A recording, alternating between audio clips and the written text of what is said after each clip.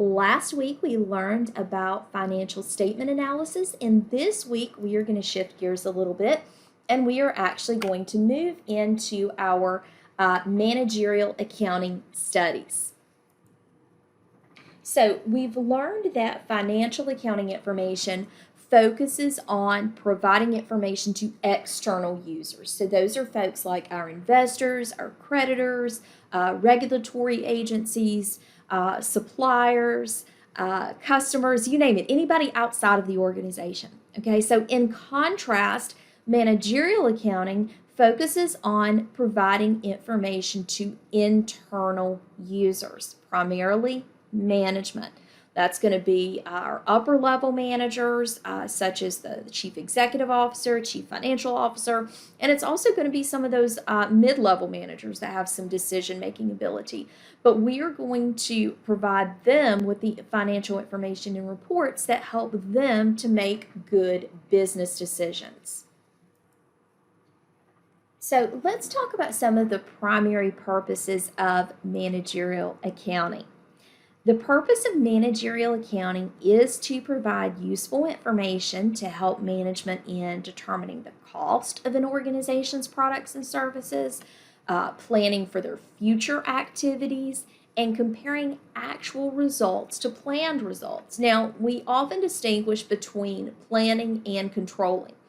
Planning is the process of setting goals and making plans to achieve them. Long-term strategic plans usually cover about 5 to 10 years. Strategic plans are then turned into short-term action plans, which are more concrete with better defined goals. Those are our tactical objectives. Short-term plans generally only cover maybe 1 year or so. Controlling is the process of monitoring and evaluating an organization's activity and employees. Feedback from the control function helps managers compare actual results with planned results and take any corrective actions that may be necessary. Now, we can already see that the nature of managerial accounting when compared with financial accounting differs quite a bit. So let's look at some of the key ways in which there are differences between the two. First, the users of accounting information. Financial accounting information is provided primarily to external users. Those are the folks like our investors, creditors, and regulators. Meanwhile, managerial accounting information is provided primarily to internal, managerial, and executive level employees who are in charge of a company's business activities. The purpose of the information is also different. External users of financial accounting information often decide whether to invest in a company or whether to lend a company money, whereas internal decision makers use managerial accounting information to understand, analyze, plan, and better control the company's activities. Another difference is the flexibility of reporting. Financial accounting follows concepts and rules known as generally accepted accounting principles. That's our financial reporting framework that allows us to provide consistency and comparability as we prepare the financial statements. In contrast, managerial accounting provides internal information, and because of that, it's much more flexible and not rules-based. Essentially, we can put together reports however it best suits management. That includes timing, that includes format, exactly what they want to see. Because it's not going outside of the organization, we have far more flexibility with the management accounting reports. Timeliness of information. Financial accounting provides information on a regular time period basis. For example, publicly held companies have to file with the SEC quarterly. They provide quarterly reports for first, second, third quarter, and then fourth quarter, that's when they provide the annual report or the 10K. Managerial accounting, again, is a lot more flexible. Basically, we can just generate reports as we need them based on management's needs. Of course, the focus of information, we've already touched on this, the focus is quite different. While both external and internal users are looking to make decisions, they're very different types of decisions.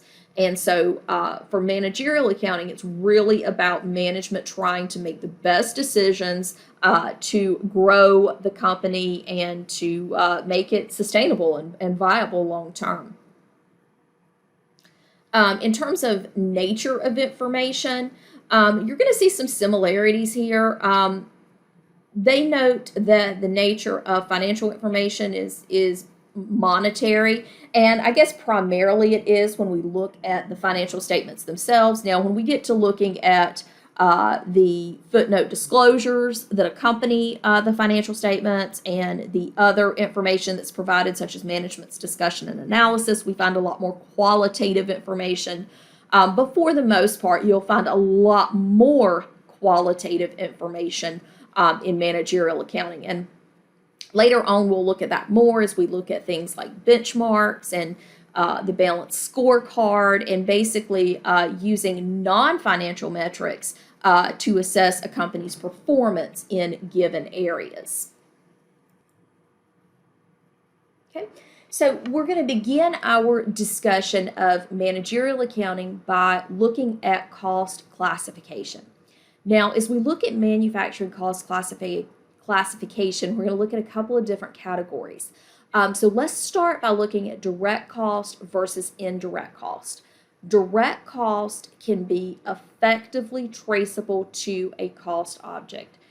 Indirect costs are those costs that cannot easily be traced to a specific cost object.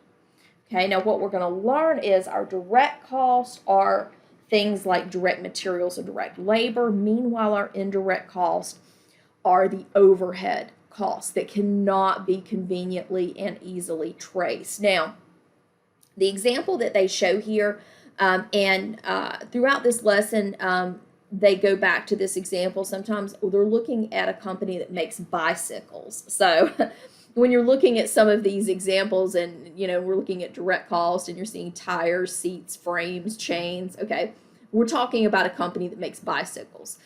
Clearly, if a company was making something else, our examples of, direct cost would be substantially different. Now, interestingly, even if we were making a different product, most likely a lot of our overhead costs would be quite similar, our indirect factory-related costs.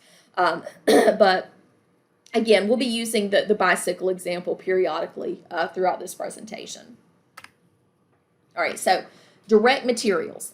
Again, direct materials are the materials that are normally a substantial part of the finished good.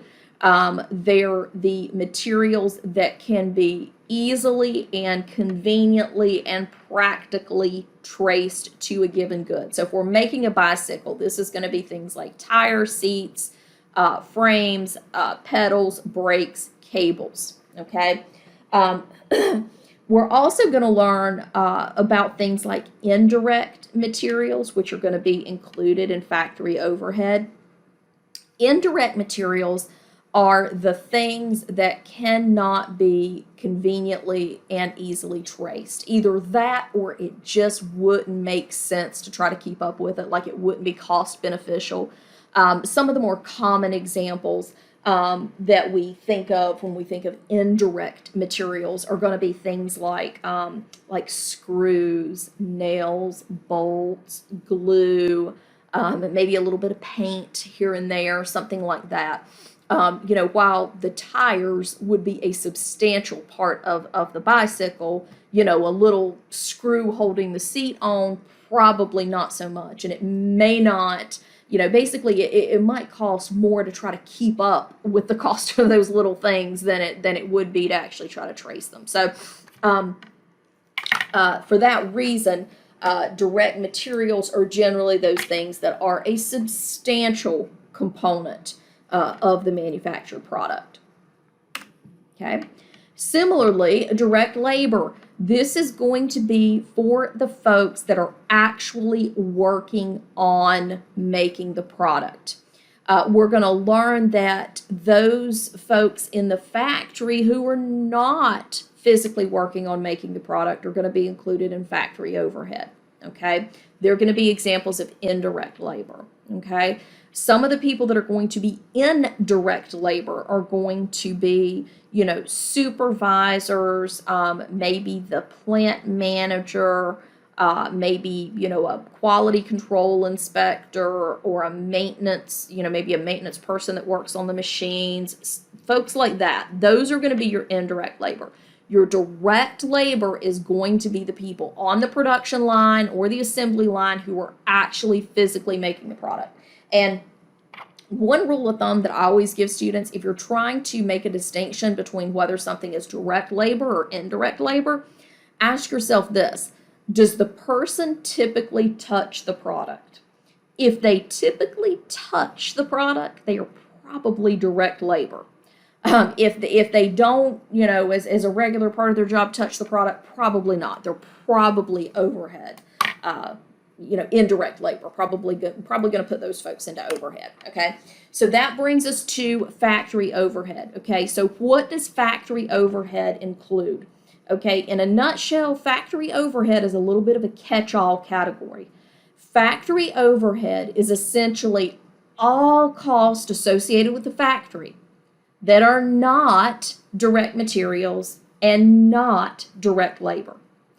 So if it is a factory expense, okay, a manufacturing cost, it's an expense that occurs at the factory, but it's not direct materials and it's not direct labor, stick it in factory overhead, okay?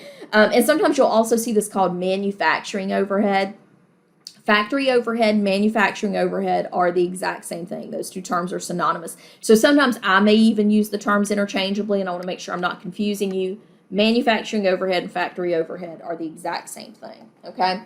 So the things that we're going to include there, again, those indirect materials like we talked about, screws, nuts, staples, glue, little things like that.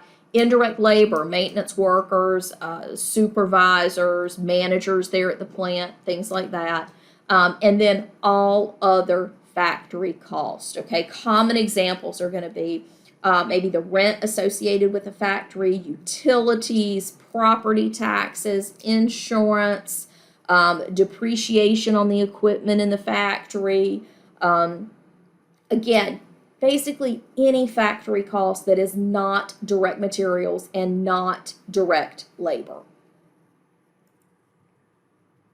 So now we're going to look at another important method of classifying cost, and that is making the distinction between product cost and period cost, okay? Product cost include everything that we just talked about: direct labor, direct material, and factory overhead, okay? Manufacturing cost are product cost. And we're going to learn the significance of this in just a minute, okay? But it's very important that we distinguish between product cost and period cost, okay? So all of our manufacturing costs are product cost. Period cost are non-manufacturing cost, okay? The easiest way to think about this is period costs are usually the things that we would think of as being like corporate cost or office related costs. So think about sales related expenses, marketing, advertising, you know, general office salaries and things like that. Those are going to be our period costs. Now, here's the real significance. Product cost are capitalized into inventory until the product is sold. Okay, at the time the product is sold, we move it out of inventory and into cost of goods sold. Okay, but it's initially capitalized into inventory. So product cost first land on the balance sheet. Now, in contrast, period cost are expensed as they are incurred. We do not capitalize our period costs. Therefore, as we incur those period costs are reported on the income statement. Okay? And this is an example of how those costs would flow between 2 years. They're using the years 2021 and 2022, okay? So let's assume that during 2021, the company incurs total cost, okay? All right, they are going to break that down between their period cost and their product cost, okay? Period cost immediately go into expense on the income statement. But product costs are going to have a split, okay? Because we initially capitalize them into inventory and we only move them into expense when we sell them, there's going to be a portion of those costs that remain in inventory at the end of the year. And rather than being reported as an expense, that's going to be reported as the inventory amount on the balance sheet, okay? So that portion of expense is not going to flow to the income statement until we actually sell those goods in the following year. So that's why it's very important that we make the proper distinction between period cost and product cost, because period cost instantly move to the income statement, whereas product cost immediately move to the balance sheet, and they only move to the income statement when those items are actually sold.